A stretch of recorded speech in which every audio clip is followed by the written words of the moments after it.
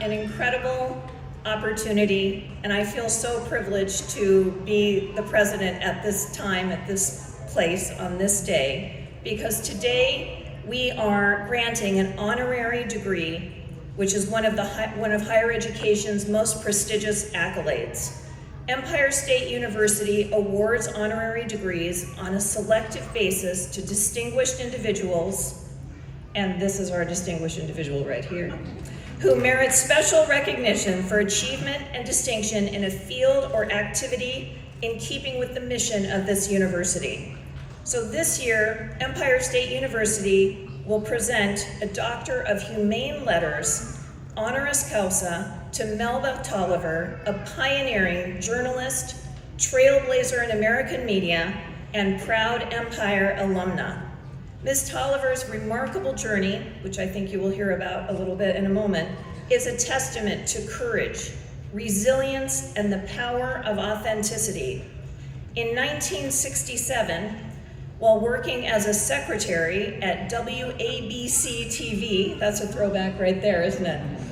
A network strike unexpectedly placed Melba before the camera to read the evening news, other duties as assigned. She became one of the first African-American women to anchor a major television broadcast. Pretty cool.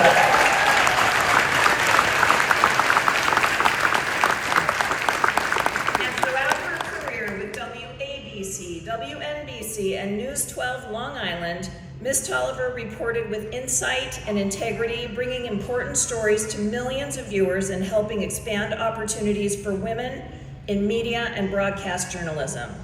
And in 1971, and some of you may remember this, while covering the White House wedding of Tricia Nixon, Ms. Tolliver made a defining statement by appearing on air with her, wait for it, natural hair, which was scandalous at the time. At a time truly when such expression of self challenged prevailing norms, her decision was a powerful affirmation of identity and authenticity. And as an Empire alumna who completed her bachelor's degree later in life, Ms. Tolliver embodies this perseverance and commitment to lifelong learning that define all of our students' journeys. Melba Tolliver, for your groundbreaking contributions in journalism and media, and for your embodiment of Empire State University's values, the State University of New York is pleased to bestow upon you the degree of Doctor of Humane Letters, honoris causa. Please join me in welcoming Ms. Melba Tolliver.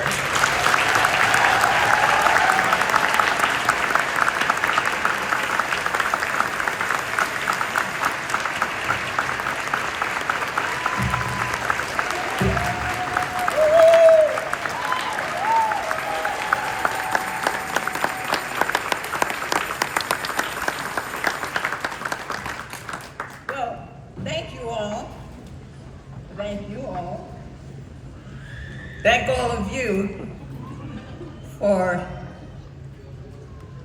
giving me the honor to share this landmark day with you. A landmark for all of you and for me as well. I'm very grateful. Thank you. And also in this year, the 250th anniversary of our nation's independence makes it a special landmark as well. As a writer, reporter, and author, I am what Toni Morrison called a word worker. I love those two four-letter words, word and book. Accidental Anchorwoman, my book, published by Rebel Bookseller, an imprint of Book and Puppet Company, is subtitled A Memoir of Chance, Choice, Change, and Connection. For me, those four words were a thread that appeared and reappeared again over the 50 years of my writing this book. I was well into my work as a general assignment news reporter, then anchor, yet I was still skeptical of certain news reporting practices, language especially. When I reached out to Empire State College, as it was then, two who helped me then and even now are here this evening. Hugh Hammett, retired Vice President of External Affairs for Empire State, showed me how to give back in the best way I could to Empire State. And Evelyn Wells, who was my guide through the admissions process and connected me to the man who became my principal mentor. Would you two just please stand? I don't want to embarrass you, but stand. I know they're gonna kill me for this, but I wanted them to stand. So you see her in the orange jacket and you saw Hugh shortly there, but I wanted you to know that more than most, they know what Empire State College, now university, is, and that they know you, the people who see Empire State as an opportunity. They know you. They know who you are. You may never have met face to face, but they know you. K-N-O-W. I want the graduates to see these two people. And if you have an opportunity after commencement and you're making your way out to wherever you're going, if you recognize them, just say hello and thank you. And to speak with you and to know at least you have this one chance of meeting face to face. But even without that, you all are all connected. You know each other in the way that Richard Feynman, the physicist, says his father explained to him, son, there's a difference between knowing the name of something and knowing something. My primary mentor, Professor Gary Goss, 91, is alive and well in Santa Rosa, California.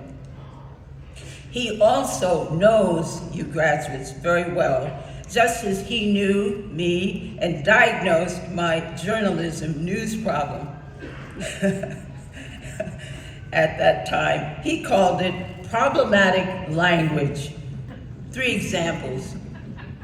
Gross generalizations. You've heard and maybe done them, as I have too, but Professor Goss pointed it out to me. Gross generalizations, everybody, nobody, somebody, the American people, blah, blah, blah, blah, blah. Another, mixed categories, women and minorities, blah, blah, blah, blah, blah. Another example, invisible speakers, rumors swirled, it is believed, some people think, blah, blah, blah, blah. My life changed, my journalism changed with Professor Gary Goss's help.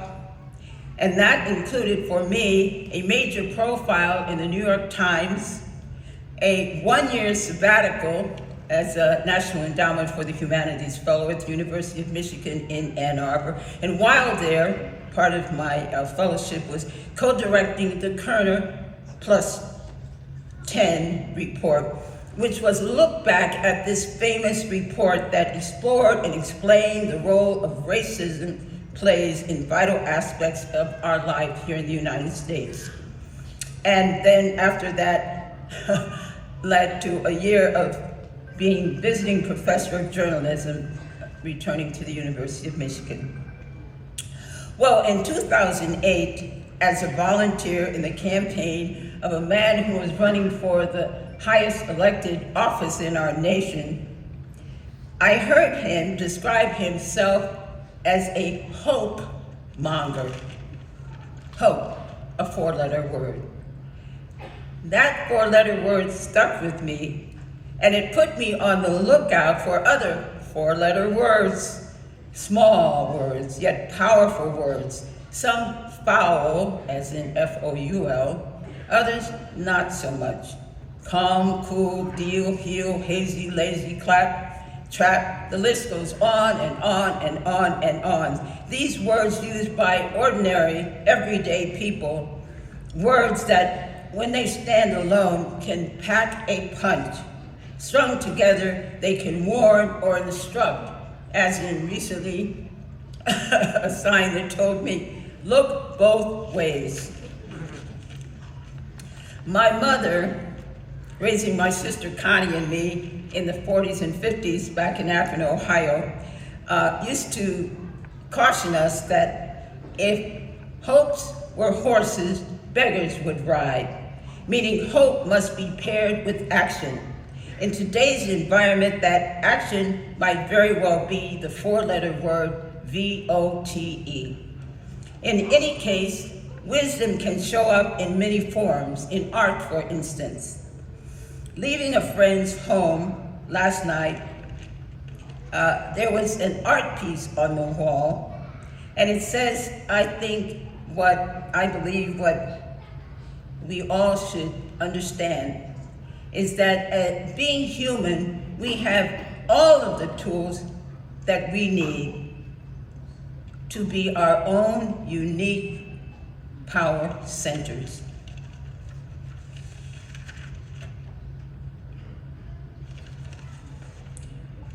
And that reads this way: use your voice for kindness, your ears for compassion, your hands for charity, your mind for the truth, and your heart for love.